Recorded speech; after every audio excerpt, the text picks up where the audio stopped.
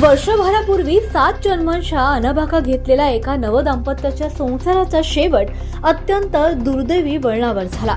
नाशिकमध्ये एका 27 वर्षीय तरुणानं आत्महत्या केल्याप्रकरणी पत्नीसह सासरच्या 4 जणांविरुद्ध गुन्हा दाखल करण्यात आला असून या घटनेमुळे संपूर्ण परिसरात खळबळ उडाली आहे।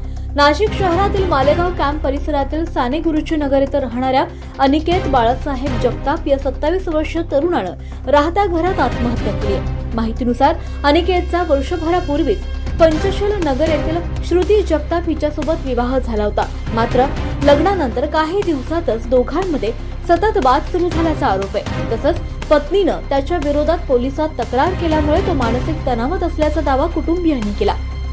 या मानसिक त्रासाला कंटाळून अनिकेतनं टोकाचं पाऊल उचलल्याचा आरोप त्याच्या कुटुंबियांनी केलाय। या प्रकरणात सुरुवातीला आकस्मिक मृत्यूची नोंद करण्यात आली होती। मात्र अनिकेतचे वडील बाळासाहेब जगताप यांनी दिलेल्या फिर्यादीनंतर कॅम्प पोलिसांनी पत्नी श्रुती जगताप, सासू वंदना धिवरे, सासरे सुभाष धिवरे आणि मामे सासू उज्ज्वला पवार यांच्या विरुद्ध आत्महत्येस प्रवृत्त केल्याच्या आरोपावर गुन्हा दाखल करण्यात आलाय। या प्रकरणात पोलिसांनी सासू आणि सासऱ्यांना अटक केली असून पत्नी श्रुती जगताप आणि मामे सासू उज्ज्वला पवार यांचा शोध सुरू आहे।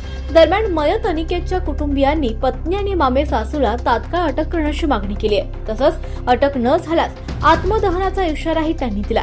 या संपूर्ण प्रकरणाचा पुढील तपास सहाय्यक पोलीस निरीक्षक पंकज निकम यांच्या मार्गदर्शनाखाली सुरू आहे।